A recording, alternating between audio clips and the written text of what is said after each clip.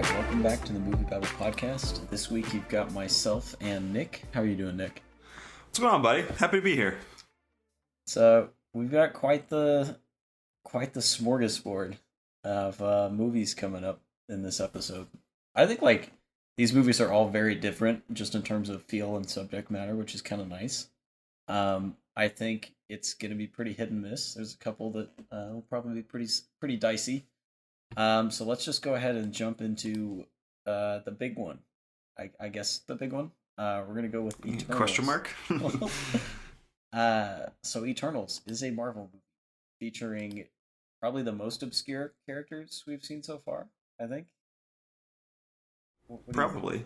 I don't know. I mean, James Gunn did make a talking tree important to us, so I guess so. I feel like with the Marvel characters, I never even try to be like, oh, I know, I'm an expert. I read the comic books, because I didn't, so I just kind of, I take these movies as I get them, so I literally have no idea who any of these people are at this point. Yeah, so the Eternals. Vaguely Greek-sounding gods, or derivatives of Greek names. They're like, you know what, we're going to turn them into robot superheroes. Directed by Best Picture winner, Chloe Zhao. And the first time we've had sunlight in a Marvel movie. It's pretty mind blowing, honestly. Big stuff. She's loving her golden hour shots in this movie. I feel like that's like all of the cinematography. That was all of her notes for that. Yeah, this is a really weird one, and I'm really interested to see what you think about it, because I feel like Eternals is, I've been begging Marvel to take more chances in all these movies. I feel like I'm always somewhat the voice of dissent on this podcast about Marvel stuff, and how I want them to keep pushing and try new things and not be just boring shoot light into sky beam thing in the third act of the movie. And I hope, and I appreciate that this movie is not that. This movie is weird, both by its own undoing and also just by actually its design as well. So there's a lot of interesting things in it, but I don't think it works very well. But I hope the lesson that Marvel takes from this is, okay, now we can't do this anymore. Let's just go back to what we were doing before and make all these cookie cutter movies. I hope we can compartmentalize the failures of this movie and what works and what doesn't, because I do appreciate the attempt here, because there is a lot of weird shit in this movie, and it's definitely different than a lot of the Marvel movies we've seen. So I admire a lot what's going on here, but I can't call this a good movie. It's so all over the place. So this is the first Rotten Tomatoes Rotten Marvel movie, and as everyone knows, you only judge a movie based on its Rotten Tomatoes score. Exactly. That's the only thing that matters. So this one has been pretty divisive, just critically, and I'm going to kind of echo a lot of what you just said. I think it takes big swings thematically, but there's just so many Eternals in this movie that I don't think anybody really lands completely. Because there's 10 main characters, more or less. And so there's certain ones that, I don't even know their names by the time the credits have rolled. Or they'll just disappear for large chunks of the movie. Kingo, once we kind of dive into the movie, that really bothers me in heading into the climax. We'll get to that. Yeah. But I like the swings it takes. But I think the sad thing is that my favorite part of this movie was a character who doesn't even appear on screen. He just says a line at the very end. And then it's over. Yeah, not my favorite part, but I think the role that kind of sets all of this up here, or kind of sums it all up, is just Kit Harington being in 3 scenes at the beginning, and then he's on FaceTime, and then he makes a King Midas joke, and then at the end of the movie, he's like, "Oh, I should tell you, I actually have a pretty interesting backstory," and then the movie's over, and then he's just here for whatever's going on later, and Blade and all that junk. But yeah, this should have been a TV show. There is so much in this movie.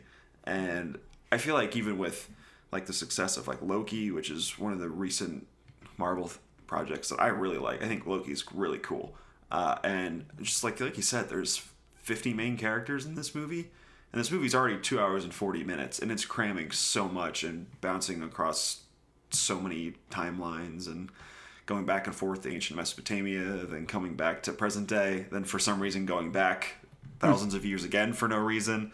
Like, the editing is all over the place, and they're jumping to all these different times. And yeah, for a lot of like large swaths of this movie, I have no idea what's happening. Well, I can kind of understand, but you really have to squint to see what they're going for. And yeah, it really just does a disservice to all these characters who I think in a different movie or a TV show, I think a lot of these characters do work a little better, but it's so much. I don't know how you even accomplish it. From what it sounds like, sounds like the production in this movie was really tough. It's well known that when Kevin Feige visits the set of one of these movies, that's when there's problems on it, and he was on the set for this movie quite a bit because they were just juggling so much. And that's not to say like anyone was being like difficult or anything like that. It just seems like this was just a really hard task to make this movie, and it comes across that way. It's just all over the place, and there are like little moments that I really really like and character choices that I think are really cool. But yeah, it's just all that's just kind of drowned out by just so much noise. Yeah. I'm gonna agree again. Let's jump into spoilers. Let's do some spoiler stuff. So, I first off want to say the best thing about this movie is that I will never have to walk into a movie theater and hear the words "Fall Collection IKEA" ever again. That part of my life is over, and I'm so relieved. I love Brian Tyree Henry, but that's a tough line to have to deliver by him. He's such a good actor, but that was just But talking about the humor in this movie, this movie wasn't very funny. Like, even when they're going for laughs, anyone that wasn't Kingo or his valet's name is Varen, I think. I wasn't humored at all. But I did like that this wasn't like constantly quipping, and we had characters that weren't just some kind of carbon copy of Iron Man somehow, which I really liked, because even with Black Widow and with Shang-Chi, we still kind of had that same character type and just tone to the movie. I think Eternals does feel really different than anything we've seen movie-wise from the MCU. But I think overall, the MCU did some pretty good TV this year, and the movies have felt really flat in comparison. Black Widow, and even though I liked Shang-Chi, you and I both kind of have the same problems with the back half of that movie. And then Eternals kind of completes the trifecta of not living up to the hype. So maybe Spider-Man will turn things around. Yeah, maybe. But it's just, it's really paled to the longer form, more intricate, like personal stuff they've been doing with Loki and with WandaVision and with the Falcon and the Winter Soldier even. Yeah, like I think this movie's really interesting because what they're going for, is they're all these Eternals. They've been sent here to fight these deviants, which are just awful. I thought we were past the CGI dog thing, like the demon dog thing in superhero movies, but I guess we're not. But those were just like the worst. But like they're here to fight off the deviants, and they've been sent by this big celestial thingy. And so the entire movie is basically them questioning their own god, which I think is really fascinating. That's like an idea that I don't think Marvel's ever tried to even approach in their other movies. It's just been a lot of quipping, which I do like in a lot of instances, but that's something really interesting, right? There's something almost spiritual to that. And I think Chloe Zhao is very much like if you've seen The Rider or even Nomadland, she's a very spiritual filmmaker. She's kind of like Terrence Malick, where it's like there's a lot of blades of grass wisping in the wind kind of thing, kind of that kind of feel to her movies.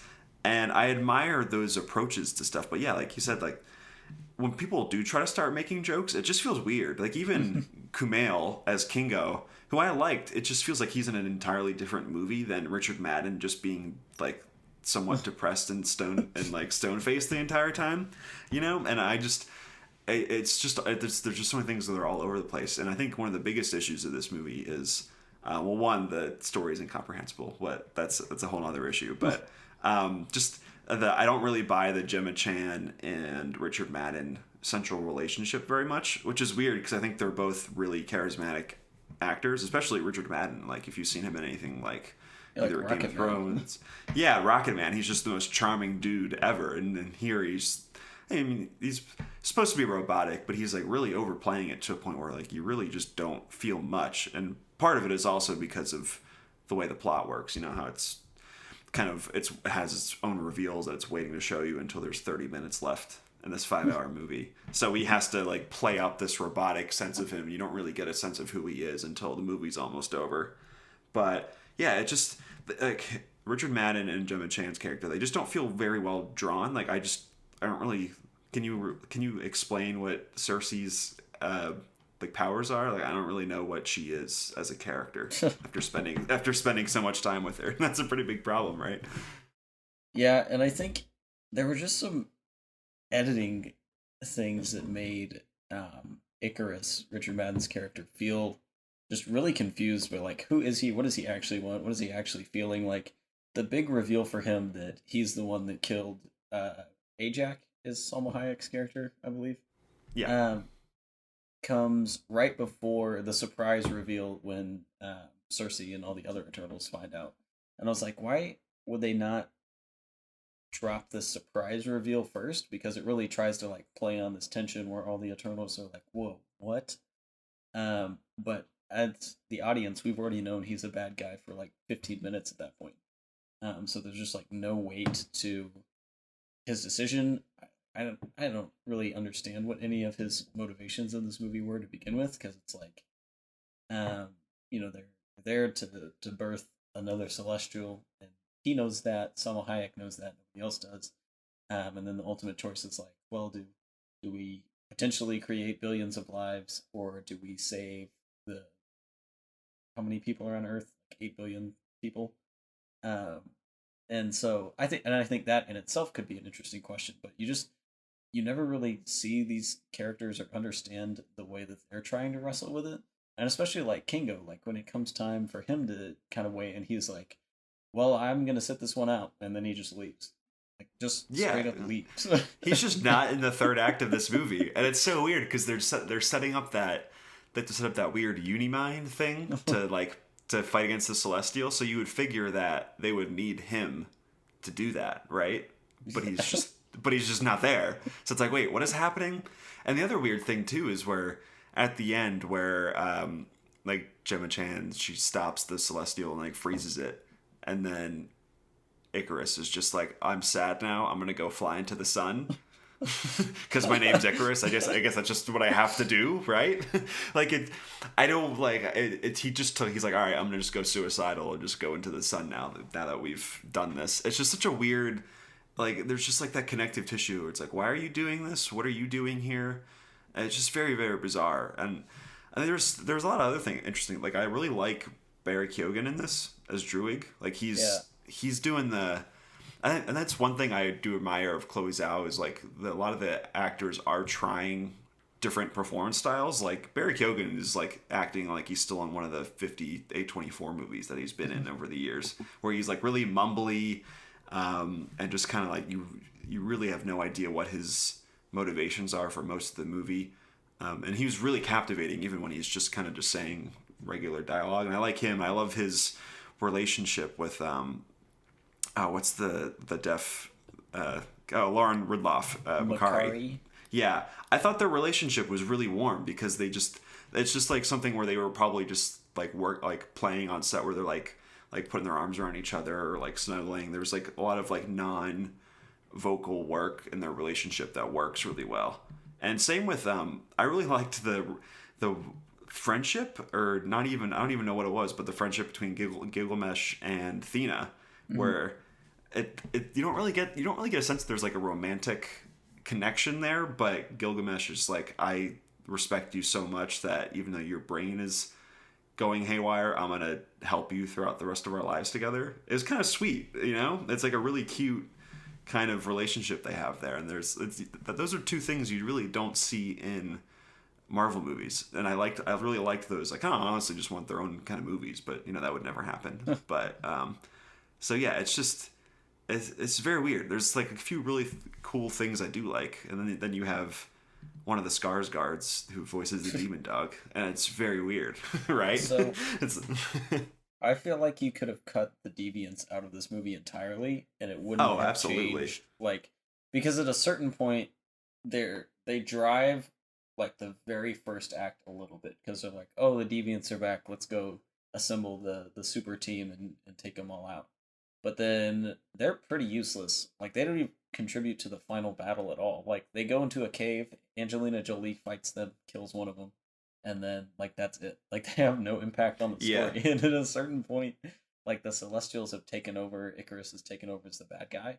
I'm like, what's the point of these deviants? Like at all. And there's almost the argument where the one that becomes sentient, the Skarsgård deviant, like almost tries to nudge at the fact that he's like, hey, we're still life too. Are we worth protecting? And they're like, nah, and they just stab him. Yeah, it's so true. Like it seems like they were doing that, where it's like we all deserve to live, and why are we fighting when your Celestial was just like, I fucked up, so go like kill those things. It's like, what are we doing here? And that's kind, yeah, like you're right. Like they really don't add anything. I feel like after there's like another way you could rewrite this movie where it's just they're there for the first act, and that's when you get the reveal that Icarus has different intentions, and then you can actually have them go back and forth with each other and like play out their different like viewpoints and make it a little more interesting. But yeah, then you just have terrible CGI for the entire movie. It's just not pleasant to look at. It's just the demon dogs suck. Like it's like one of my least favorite things I've seen in a superhero movie in a really long time. So how about the Sprite Icarus uh, quasi relationship? I feel like that's something that felt left field to me because it's like mid act two, they're like, oh, by the way, Sprite loves Icarus. And there's Yeah. like, so here's the thing. I understand from a production standpoint why you could not put like a how old is this kid? Like 12? 15-year-old Something in a like that. relationship with Richard Madden. So I understand why the movie wouldn't do that. But from the fact they're both immortal robots, the idea that they can't be together makes no sense at all.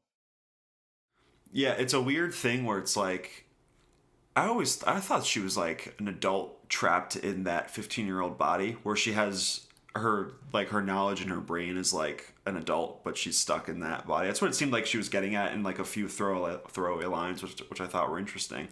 But it's like, yeah, you have this weird like child adult like being. It's like, that's a weird idea. Let's play with that. But it's just kind of like, oh yeah, I'm in love with Icarus, and it's like, wait, why are you why? So it's it really is just it's scenes that kind of connect, but it almost feels like there should have been like a 3 hour plus cut of this movie where you actually understand the relationships between all these people. Like it really just needs to be a TV show because there's just so much crap in here that they probably have to cut out a lot of connective tissue to make it like be able to put it in theaters. Release the Chloe Zhao cut. It's weird too because I don't know if you noticed this, but did you see in the credits she gets writing credit twice?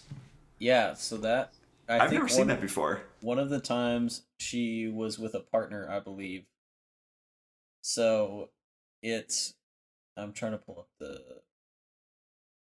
writing credits. So that means like she wrote a draft and then she wrote another draft, but somebody else was also working on it. Okay. Yeah, I don't think I've ever seen that before. I thought that was really weird. But yeah, so if you include her twice, there's 5 screenwriters on this movie. So yeah, that probably adds to a lot of the confusion that happens with this. Because it feels like the deviant stuff is like a leftover from a first draft. And they were like, what if we make this a morality play about... It's kind of like Ozymandias in like Watchmen, where it's like to kill millions to save billions, but on like a grander scale kind of thing. And then sometimes I felt like they tried to pivot towards that, and then you just have Bill Skarsgård just doing VO for a few days, and they're like, we got to keep this in here, right? So it's very odd. Who is your favorite Eternal? I guess is a good question. I gotta go with Kingo. I like Kumail Nanjiani. He was really funny. I just like all of his scenes. His little laser fingers. That I never really understand. It's kind of funny because it's the sound effect is like the pew pew, like, and it made me laugh really really hard. Yeah, what about yours? I don't know. That's a tough one.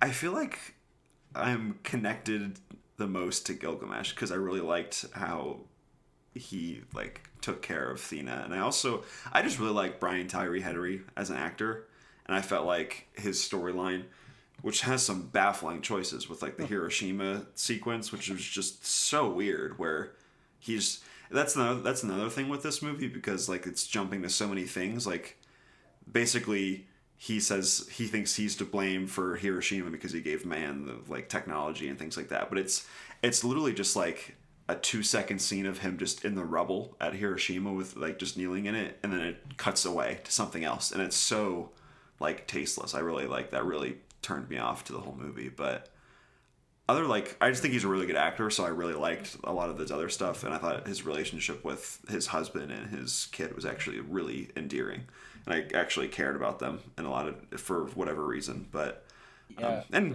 Druig too, I really liked them as well. I think this was the first, the first gay character joke gets brought up with every Disney movie, but this Yeah, was the first time where they actually had some kind of impact on the story. And so I was like, wow, I'm actually invested in this person and what's going on in their life, rather than just like, oh, here's a cutaway of a little peck on the cheek. yeah. Isn't it amazing when you write good characters, it works better in a movie? It's unbelievable how that works sometimes.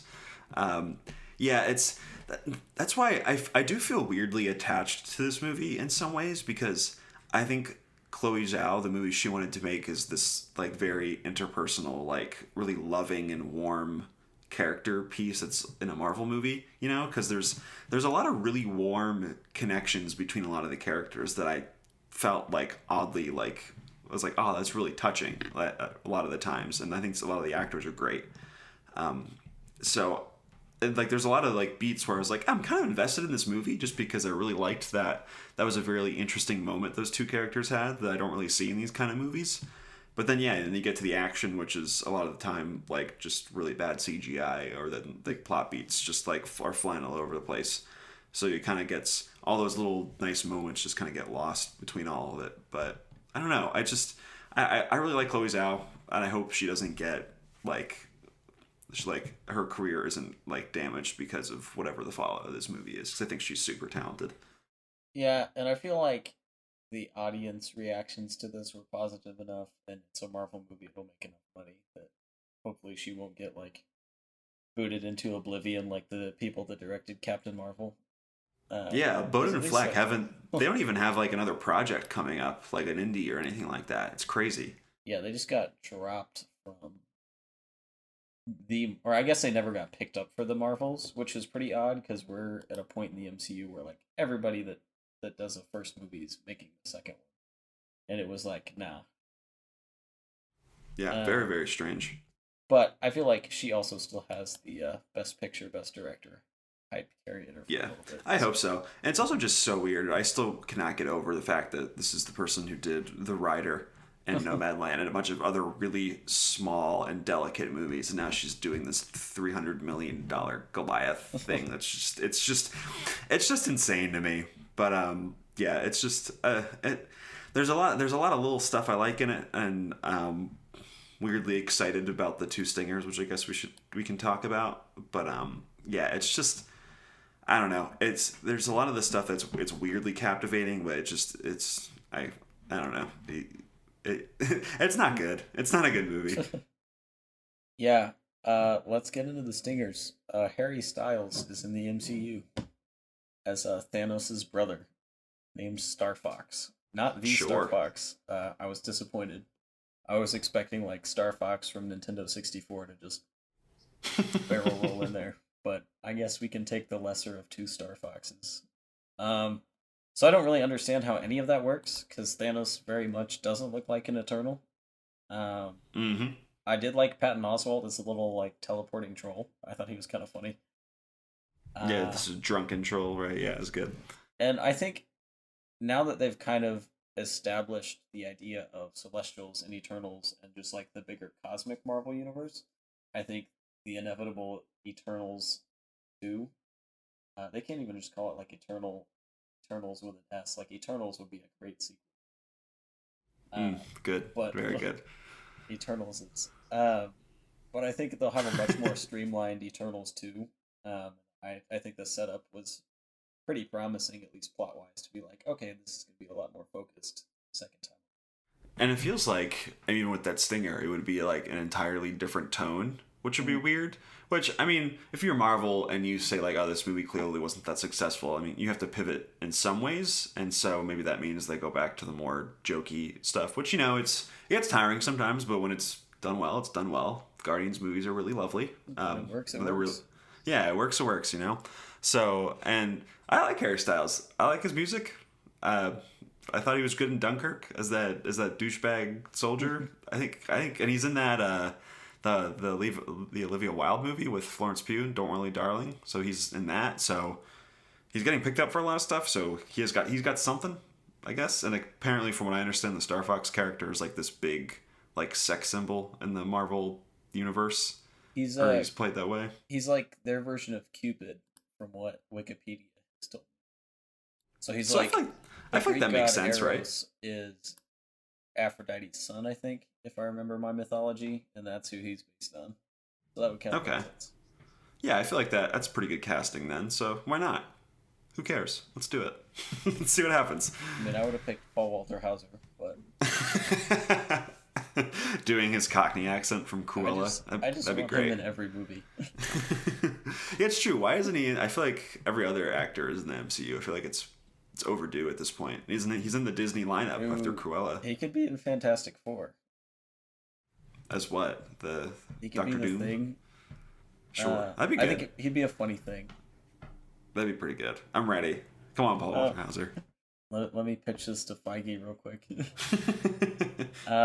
But then the second one was the one that I was like, oh yeah.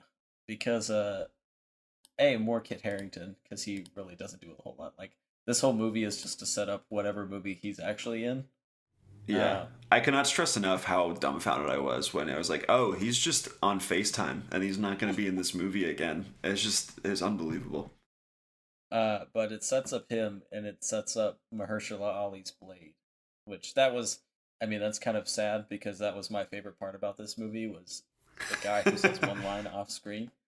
But I was like, oh yeah.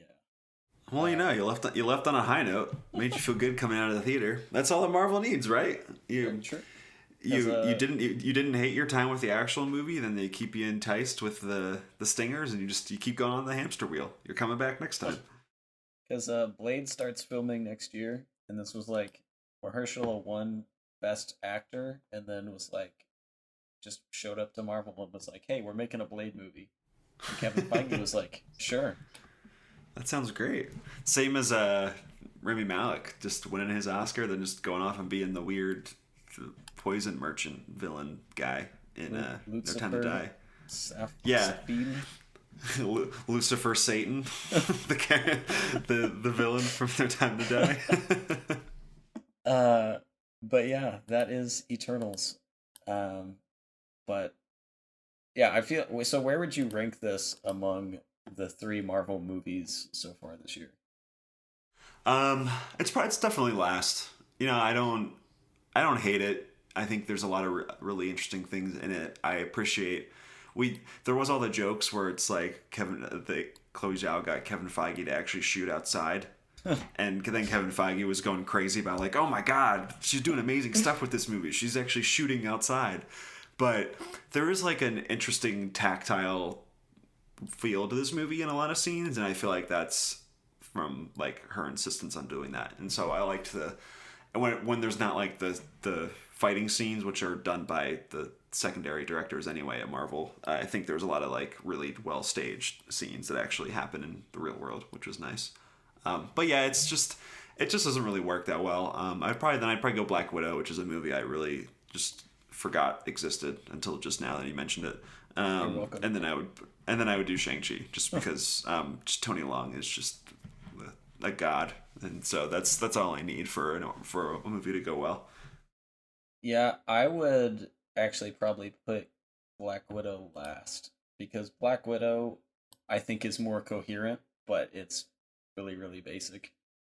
Yeah, it's far more fun to actually talk about Eternals than Black Widow, right? Yeah, Black Widow is like they show up, they do some spy stuff, joke, more spy stuff, superhero landing. and then Black Yeah. Widow is alive but also dead.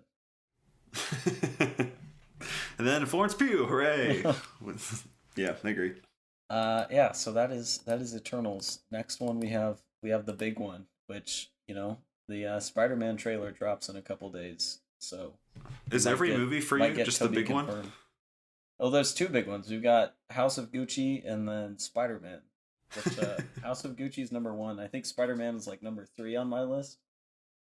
But if Tobey Maguire's in it, just immediate number 1. I don't care if it's a bad movie. Just give me more of emo Peter. And then what's the next one? Like the Tender Bar? Is that the other big one? The what one? Is the other big one the Tender Bar? Or Parallel Mothers? No? It's actually Ma 2. I hadn't heard about that one. That's great. They haven't told anybody it's coming out, but trust me, it's on its way. Great. I'm looking forward to it. But let's go ahead and move on to Spencer. So, I went into this movie not knowing anything about the royal family, and I'm pleased to say that didn't really impact anything. It's like, I don't know. Do you know a lot about the royal family? Like, I vaguely know who Diana is, and I know that the common folk liked her, but I really did not know a ton about her going into this movie. Yeah, from the 2.5 episodes of The Crown that I've watched, I know a lot about the royal family. Yeah, no, I know nothing. That's out of my view. I literally know nothing. I just know that Princess Diana is no longer with us. That's really about it. So the one thing I needed to know about Charles and Diana's relationship to understand this movie was fortunately the butt of a joke in the first Austin Powers movie. And so I was like, okay, that's hilarious. I remember where this comes from. It all comes back to Austin Powers in the end, that's for sure. So Spencer, I have seen, you have not. That is correct, right? Mm-hmm. Yep. I mean, there's not really anything major to spoil in this movie because it's just Diana in a rich house for 3 days. Does Harry Styles show up at the end of this one too? Unless there was a post-credit scene. Just baffling choice to put a post-credit scene in a 2-hour movie about Princess Diana. Princess Diana 2, Spencer 2 coming next year. But I went into this movie pretty blind. I did the same with the French Dispatch, where like I knew what they were, but I hadn't, other than maybe like the first trailer, I hadn't seen anything. And I really, really liked this movie a lot. And I know that's going to be a hot take compared to all the 5 stars I see it getting, but I really like this movie. It's very slow, and I saw this. I say late at night. It was like 9 o'clock when the showing started, so it wasn't super late. But I was like, man, I'm probably gonna be tired. I was kind of on the fence about it, and even though it is a very slow, like very deliberate, shortly paced movie, I was just sucked into it. And I think Kristen Stewart really carries a movie that without the right actress in the lead role, this movie could be an absolute train wreck because she's having to carry a lot of these scenes as a one-woman show. Just like it's just her and the camera, and then whatever activity she's in the middle of. And I feel like it could have been very easy to overact and try and chew up the scenery and keep the energy going. But just kind of her awkwardness in the role, I think really makes Diana a really interesting character, and a character that even though like she's a rich person complaining about the responsibilities of being in the most powerful family in England, I think it could have easily been very snooty or like, oh, poor her, go buy another Lexus. But Kristen Stewart does such a good job of grounding that you really buy into the struggle that she's having just with the pressures of being in the spotlight and having to go through all these customs and follow tradition and just fit in with the family. And there's also a lot of really interesting discourse on the way that like she is being treated as a woman and as a commoner compared to her husband, who was actively in the middle of an affair that the whole world knew about, and just like the scrutiny still being on her instead of being on the guy that was cheating, which I thought was a really interesting dynamic to it. But yeah, Spencer, very good movie. Yeah, I'm a big. I like Pablo Larraín a lot as a director, and well, the screenwriter of this movie is Stephen Knight, who has done a few good movies, but he also did Serenity, which was quite a trip when that ever came out. One of the most insane movies I've ever seen. But yeah, I like Pablo Larraín quite a bit, and this movie's getting compared a lot to his Jackie, which came out a few years ago, the Natalie Portman Jackie Kennedy movie. And he also did Emma, which is a movie that I don't quite connect with, but I can't deny that I was mesmerized the entire time. But he loves these melodramas about like central women figures just in peril. You know, you have Jackie, Emma, and now Spencer. It's all movies about them and just them in the center of the stage. So yeah, I definitely really want to check this one out because I also really love Kristen Stewart in general, and what you alluded to earlier, she's just so good at kind of just like you said, like that awkwardness, like just not even. It's like the understated anxiety that she feels in a lot of her roles are just. She's just really terrific. She's an amazing actress of like saying so much without ever speaking a line of dialogue. I just think she's so talented. Yeah. Shout out to Pablo Larraín and his one-word titles. It was like his longest title is 2 words. Yeah, and then Neruda is in there too, right? He just loves No. he loves his Fuga. Yeah, He right. has a movie just called No. Gotta love it. He's a simple man. I also really like Timothy Spall in this movie. He plays, I think his name is Gregory. Yeah. I think it's Alistair Gregory. Yeah. He has some kind of fancy British title. I don't know what it means. But so he's basically like the butler almost, and also like the security lead guy. He does like he's basically like the or not the everyman, but he does whatever needs done in the royal household that they're at. And he's just like Michael Myersing his way into every scene where he's just like looming around a doorway or just like standing there breathing behind someone. And it brings a lot of tension to like this old butler who's just trying to do his job, but also kind of being a dick about it. And then Diana, who is, you know, and as this movie, it blurs fantasy and reality a lot. So there's a lot of scenes where Diana will do something really reckless, and you're like, is this really happening? Yes or no? And that won't be revealed till later on. And they really use Gregory to kind of build up the tension around those moments, because he does kind of get a glimpse into that recklessness that drives her. Although he is still pretty unforgiving, as basically everyone in the royal family is throughout this situation. Yeah, it sounds like this movie plays more like a horror movie than anything else, than rather than like your stereotypical biopics or anything like that. Did you get that? Because it seems like weirdly I've seen The Shining thrown out as a comp for this movie quite a bit. So does that track? I don't know if I'd go that far.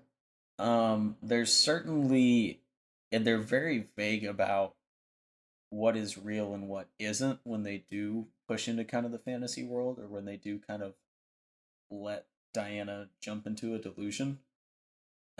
Which I think is a strength of that movie. There's no formal line where you're like, "Oh, psych, this was a dream." You just have to catch up with that when they do make the reveal. And more so always later on. But it's a very suffocating movie. Like you can feel the pressure just kind of around Diana in this really. It's a palace. It's a pretty big space, but it still feels really suffocating and really small. And there's a motif throughout the movie, with this pearl necklace that she has, and you can really feel like Kristen Stewart just like suffocating in this necklace. It's just, it's a pearl necklace. It's really tight around her neck.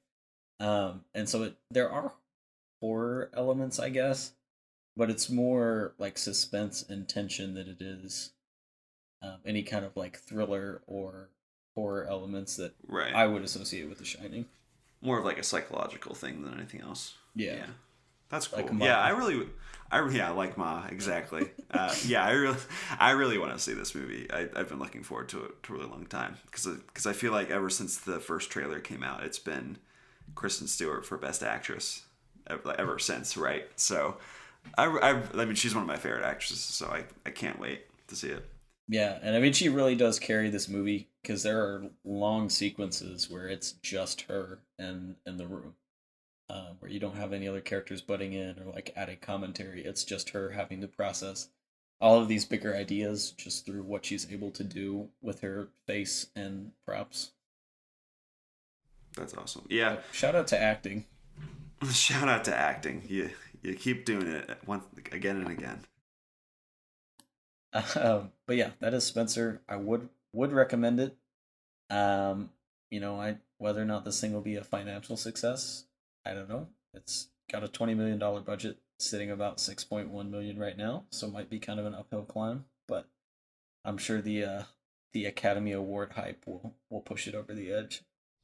Yeah, this is always, even though I haven't seen it, so this movie's always struck me as it probably won't contend anywhere besides Kristen Stewart and Best Actress. It seems like it's a little too odd to really fully contend in other places. Maybe production design and or cinematography and stuff like that. But that's always the kind of this movie struck me from afar. Actually, you know what this movie reminded me of the most, and not just because it's about royals, but The Favorite, because there's No. similar themes playing out. I think The Favorite is much more comedic and much more like lively in its fantasy. Because obviously it's not pretending to be a real story about Princess Diana. But there's just a lot of similar motifs with Emma Stone's character in that movie that I was like, okay, yeah, there's similarity here. No fisheye, I like though. it. No fisheye lenses. Damn, that's tough. I hate to break it to all the people that were really hoping to watch this movie for the fisheye angles. There's none. You've disappointed a lot of people. So that is Spencer, and then we'll move up to Netflix's biggest supposed release ever, and that is the much anticipated movie that I first learned about 2 weeks ago, Red Notice, which I did not see, but you were kindly enough to take the bullet for. Yeah, out of the movies that only one of us saw, you won this week because Red Notice just sucks. It sucks so hard. It's directed by what's the dude's name? Marshall Thurber Rawson. What's his name? Rawson. Rawson Marshall Thurber. Got it. He was the dude who directed The Rock and Skyscraper, which is the most average movie I think I've seen in the past 5 years. That movie just kind of works. It's there. You get what you saw on the tin. It's not too amazing, but it's fine. It's Die Hard with The Rock, and that's kind of about it. So this is The Rock with only one leg.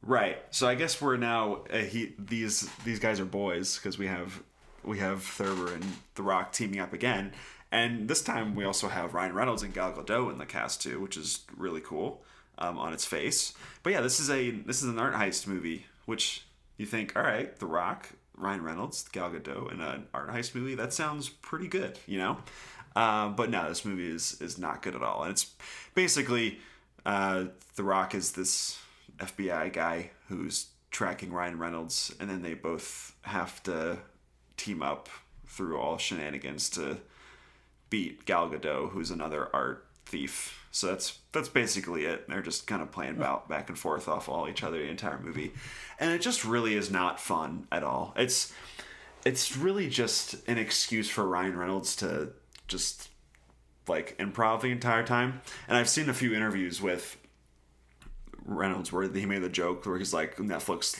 lost a lot of money on me just by joking on set. And obviously he's joking, but you really get the sense that he's just coming up with whatever. And Thurber, the director, is basically just like, keep going, like keep saying things, kind of like when Melissa McCarthy movies go bad, and you can just see that she's just like really straining to kind of come up with fun little quips to say. And it seems like that's just Ryan Reynolds' entire character. Honestly, it was pretty annoying. Like there's a few, like it's Ryan Reynolds, like there's some smarmy like one-liners that he gets off, and it's like, oh, that was unexpected and funny. But it's just, he's just really obviously like he's just trying to come up with whatever to kind of try to save this not really fun script. and then I just like I've never really thought The Rock or Gal Gadot are super funny people, like super funny actors. I think The Rock is charming and he can deliver his dialogue pretty good, but I would never say he's like an amazing comedian personally. So I think he's really struggling the entire time to keep up with Ryan Reynolds. I feel like they're just on different wavelengths the entire time, and he seems just kind of wooden the entire movie. And then for Gal Gadot, this is just not the movie for her. I've never thought she was the best actress. You know, I think she's like very well used as Wonder Woman, and she has that kind of, she has a really good personality. I think it's just as a person and as a performer for that kind of role, as that like larger than life godlike superhero. But here it's like it's like her role. She's like the big villain, and she's like trying to ham it up and do one-liners along with Ryan Reynolds, and that's just not her speed, you know. That's just not what she's best at. So it's just a lot of just pretty bland back and forths, and then the script is just super lame. And then it's one of those like lame thief movies where at the end there's 5 different double crosses where it's like, no, I was playing you the entire time, and it's like, no, but I was playing you the entire time. And they do the thing where like the reveals, then they go back and show like footage from like a thing where it was like this is how the double cross happened, but you would have never known that. Like it's just like a lame thing that the film just kind of just kept from you in the end, so to have some kind of suspense throughout. It's just not a very good movie, you know. It seems like it was like a pretty penny to make this thing, and from the way it ends, they're definitely going to try to do more of these, but it just doesn't really work very well. It's just just like tired quips, and then Ryan Reynolds makes a joke about Indiana Jones because they're in a tomb, so he's just humming like the Indiana Jones theme when they're down there, and it's like, okay, got it, cool. So it's not very good. It's got some. I like that there's a fun action sequence in the first act with like some scaffolding that Ryan Reynolds is jumping off of and things like that. And so that was kind of fun, and I was excited. But the rest of the movie is just kind of lame. I feel like that's kind of par for the course for what Netflix originals are at this point, where they're just kind of, ooh, we have these stars, what could this be? And it's just not a very good script. So that's Red Notice. It's there. They did do an interesting thing for the marketing of this movie. I don't know if you heard about that. Not at all. Please tell me. So Ryan Reynolds was slated to appear on Jimmy Kimmel Live, and Will Ferrell was slated to appear on Fallon. And so without like announcing it, they showed up in each other's place and then answered questions about the movie the other one was in. That's pretty funny. So Will Ferrell's like sitting in the chair in Star Wars pajamas pretending to be Ryan Reynolds, and then Ryan Reynolds is like, I'm only answering questions about like whatever show Will Ferrell was there to promote. That's hilarious. There was one thing, speaking of promotion in this movie, that really bothered me. And I feel like The Rock is everything you see on his Instagram is like, look, I have my Terramana tequila, which I've actually had, and it's no free ads, but it's a pretty good tequila. But like, there's one scene at a bar where it's like, people can't see me because this is a podcast, but like the bartender is pouring like the tequila in his glass, and like the label's right at the camera. It's like, oh, cool, he's drinking his tequila. That's great. He's shilling his own product. Cool. And then there's a scene earlier on where Ryan Reynolds is drinking gin, and it's like his aviation gin. It's just like right in the middle of the frame. It's like with the label like at the camera. It's right there. It's like, guys, you didn't have to spend $200 million to market your liquors. Like, you can do better than this. Like, what are you doing? So that was really annoying too. So it's just, yeah, it just feels like this was like, it's kind of like, you remember there's like a bunch of movies in the 90s where it's like, what if we just put all of these famous people together in an action movie and just see what happens? And a lot of them aren't particularly good.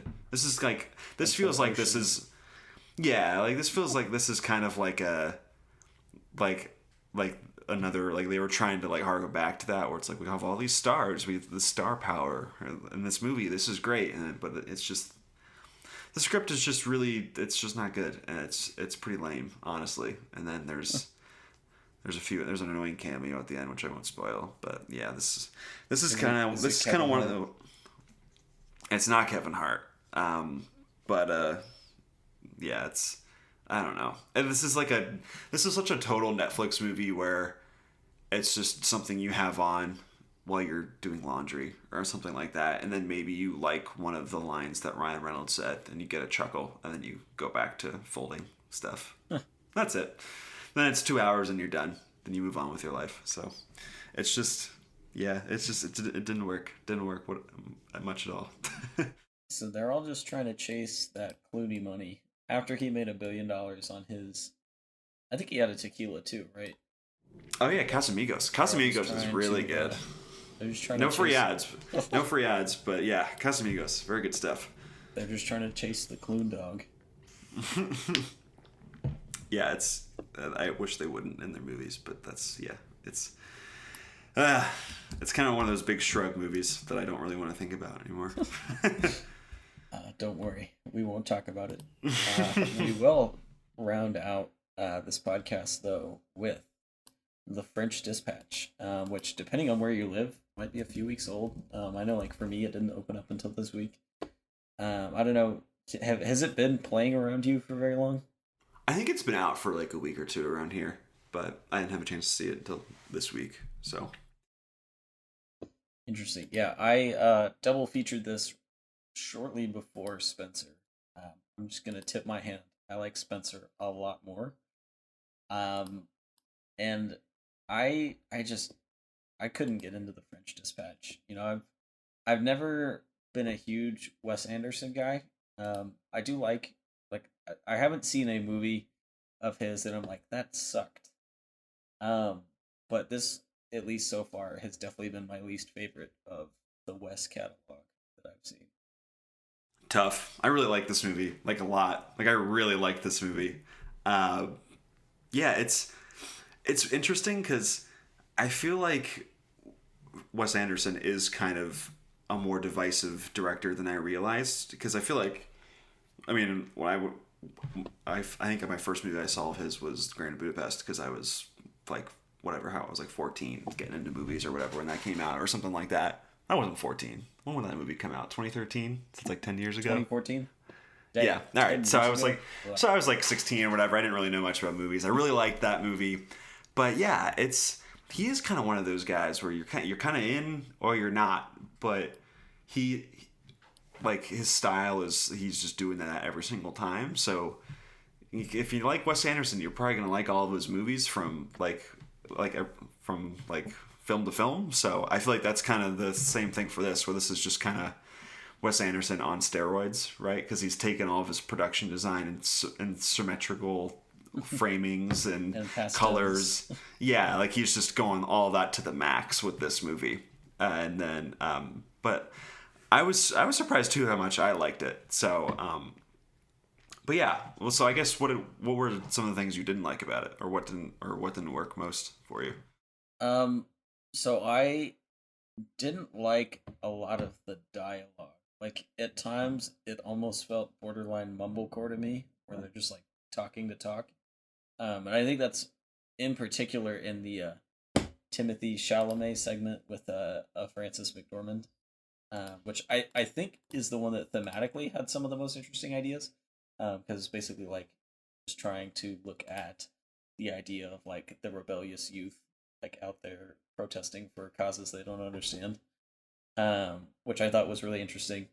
But so I think the dialogue, and I'm not a big fan of just the vignette style of movie in general, Wes Anderson or no. So I didn't like that disconnect, even if they're like in the newspaper and somewhat connected by the end. They don't really have an impact on each other throughout. So you're not a big anthology guy? No. Not for you? Unless it's Star Wars, no. Yeah, I think the big critique I heard about this movie before going in was that it's just, I don't know how to get emotionally involved in this, and that kind of seems what you're getting at too. And I can certainly understand it, because it's right. It's an anthology movie where it's three main stories, and you have like a prologue kind of, and then an epilogue at the end for the most part. And you have all these first of all, amazing cast. You have Saoirse Ronan playing a character who's dubbed as Junkie / Showgirl #1, So that's kind of amazing when you have that caliber of actor playing that role. But yeah, so it's all these crazy stories that journalists from the French Dispatch are writing about. But for one reason or another, I found it actually very moving, because I think that's some of the things that some of the issues I have with Wes Anderson movies are that same idea where it's like, I don't really know what he's doing here. Like, he's doing a lot of his own little shticks just to do it. But here, I thought a lot of it was very moving, especially the Jeffrey Wright section, which was the food one at the end, where there's a few lines in there where it's kind of like they get to the point where it's like, why do you do this? Like, why do you live this life? And he's like, why do you love food so much? And he's just kind of like, I mean, he says it really loquaciously, because everyone in this movie does, but he's basically like, I'm really lonely, and food is like kind of the one solace I have in life. It's like the one thing that brings me comfort. I just thought that was just so thoughtful, and it's just Jeffrey Wright saying it. So he's just amazing, and his character is gay, and he doesn't have, like, he basically is just a loner. He, like, all he has is the journal, and that, I mean, that's all that these characters have. That's like all their lives are. So they're trying to figure out, like, trying to find some kind of meaning in what they do. So I just thought it was just so touching to see his story play out. But I think probably you have this feeling where I feel like Wes Anderson is dressing that up in a lot of his Wes Anderson-y stuff, where, like, people are, like, with him saying that I'm sad, like, they're saying it in like 10,000 different words that are all like many syllables long, you know? And like, they're really making a point of being as like loquacious as possible. So I can totally see why it's not your bag, but there was just a lot of stuff in here that really moved me for whatever reason. Which was your favorite of the three story segments? Probably the Jeffrey Wright one, the food one at the end. I just thought I think he is just such a soulful actor that, like, you know, because the thing for all Wes Anderson movies is that all the actors they're just delivering their lines as robotically as possible and kind of just motor mouthing their way through all of these crazy lines. But he is just like such a thoughtful and emotional actor where he can kind of cut through that a little bit and like still be that motor mouth kind of robotic guy, but bring a lot of heart to that as well. So I really like that, but I liked them all, honestly. I thought they were all pretty funny. There's one moment that really stuck out to me in the first one with the Benicio del Toro painter in prison, where there's like a card that comes up and says 3 years later, and then he meets with Adrian Brody's character, and Adrian Brody's character goes, "Hey, it's 3 years later. What are we doing?" I thought that was, for whatever reason, that really stuck with me. I was laughing really, really hard when that happened. But I thought there was a lot of really fun little morsels to get from. I sound really douchey saying that, but there was a lot of really fun things that I liked in a lot of these, in all of these stories that I thought were pretty thoughtful. I don't know. Yeah, I think for me, my favorite was the artist one in the prison with Benicio. And Tony Revolori just like showing up for his little 30-second transformation. Yeah, it's amazing. It is really fun where there's just amazing actors who just show up for 2 seconds and then they leave. Bob Balaban and Henry Winkler in that sequence. Yeah, it's really, really, really good.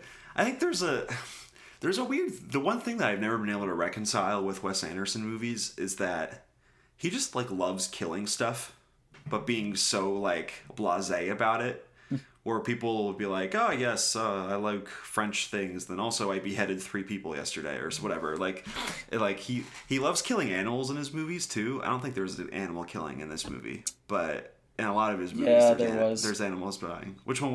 When was it? Tony Revolori killed something.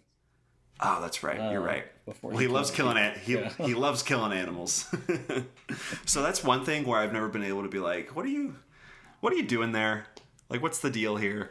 But I think it worked a little better with the Benicio del Toro character, because that guy is just, I mean, it's like he's being dressed up in all this fanciful dialogue and whatnot, but he's just such a troubled guy who's like, I really don't know what to do with my life, and painting is kind of the one thing that actually makes me feel a little sane. And the fact that Adrian Brody's trying to profit off of it, is really hurtful to him. So I feel like there's like a lot of, in a lot of these characters, there's a lot of like depressive, like really thoughtful ideas in them that are dressed up by like the Wes Anderson pastels and fanciful language.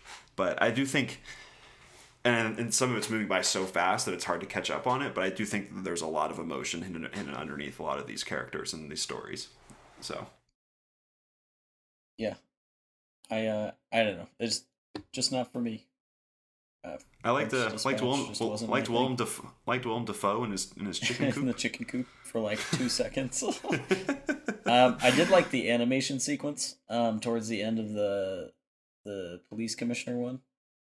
Yeah, that was fun. Style of like mimicking like a New Yorker cartoon, but making it into this moving animation. Yeah, we should touch on how crazy the production design and also the art direction is in this movie. Because even for Wes Anderson, it's outrageous. Like all of like the matte paintings and drawings that he uses in his movies, which make like a weird, surreal like look to all of everything that happens in his movies. But then this movie, like he's switching between color and black and white, like all throughout this movie, and he uses it in some really cool and interesting ways, I thought. And there's also like he's got those locked off shots where it's like very symmetrical. But there was a few moments, especially in the young revolters section with Chalamet, where he uses a little more handheld stuff, which I thought was really interesting. I can't remember the last time I saw him use that in a movie. So I thought there was like a lot of really interesting designs that he was using, and like neon lights and everything that I thought really kind of served a lot of the stories really well. I thought that was really, really cool, especially with the paintings, because you see the paintings like in like black and white, and then like he presents it to you in color later on to get the full effect of it. I thought there was a lot of awesome choices that he made. I really like the character of Lieutenant Nescafe. Oh yeah, the chef. I love the chef, and especially that last line where Bill Murray is like, "That's your story. You got to keep that." But that whole line too, where I don't want to ruin that one, but he's basically like, "Wow, I never felt this before in my life. That's kind of crazy. Out of all the stuff I've ever like experienced, and it wasn't pleasant, but it was new, and that's something. It was just wow. That was like really thoughtful. So yeah, it's really good. Jason Schwartzman's also in there for 2 seconds. I mean, he's a regular to all these movies, right? So yeah, Wes Anderson does probably the best job of keeping his ensemble together. Like his players show up for every movie, even if it's just something like that where it's like 2 seconds and they're done. Like they're in everything. He loves like Owen Wilson too, and like he has Brody come in for every single movie. Yeah, it's just, I mean, Swinton is in a lot of his stuff too. Yeah, it's really crazy. Norton's, yeah, and all of them. Yeah, Christoph Waltz. How was that? That was fun for the 5 seconds. He's not in a lot of his movies, but I was like, oh, that was like one of the big surprises. And he also has like 3 lines of dialogue. It's really funny. So it's just, I think there's just a lot of really fun stuff in here. I thought it was really charming and also heartfelt. And I was so mesmerized by a lot of the images, but I also I found myself surprised at how emotional a lot of the beats in it were. So I don't know. I thought this movie was great. I know you don't feel the same way, but it's no Eternals. I say that. A Wes Anderson MCU movie. That'll be the day. Do you have a favorite Wes Anderson movie? Is there one that you do really like? It's gonna be really basic, but I'm going with Grand Budapest. Yeah, it's probably mine too. Honestly, though, this is up there for me. Like this, honestly, this might be one of my favorite movies I've seen this year. I really like this movie a lot. But yeah, Grand Budapest is just outrageous. Ray Fiennes is one of my favorite comedic performances I've seen in the past forever. Honestly, it's so good. Well, and I feel like Wes Anderson is a lot of people's first look into like indie or just non-blockbuster films. Because he is a name that carries a lot of recognition. Like, even some of my friends that don't really care about movies were like, oh, I know who Wes Anderson is. I'll go see all his stuff.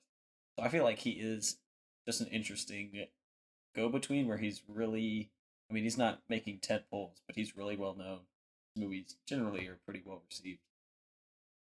Yeah, it's... First step.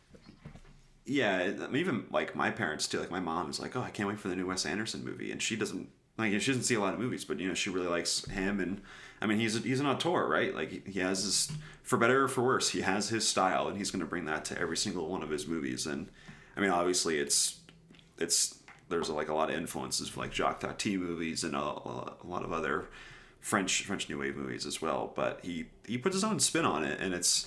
I mean, in this movie, he's just like he's going for it. It is like outrageous. Some of like the cross cutting and like it's a relentless pace too. Like even with all like the dialogue, but things are moving so fast. And there's like a couple of those funny sequences where they're doing the freeze frame, but all the actors are just holding their poses, and you can see them like moving a little bit, but they're doing they're trying to make the freeze frame, but they do all these crazy extended sequences with that. Like he must have storyboarded this movie like crazy because there are so many inventive camera tricks going on with it.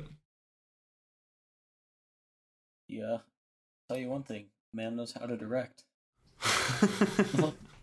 He can shoot a movie. He has made movies, I can confirm. Can confirm. But yeah, that is this week's episode of the MovieBabble Podcast. Next week, we'll have the second Ghostbusters flop in under a decade. So yikes. Cool. Wow. Wow. King Richard, which should be pretty buzzy. So we'll for sure be talking about those. As always, you can check us out online at moviebabble.com, and we'll be back.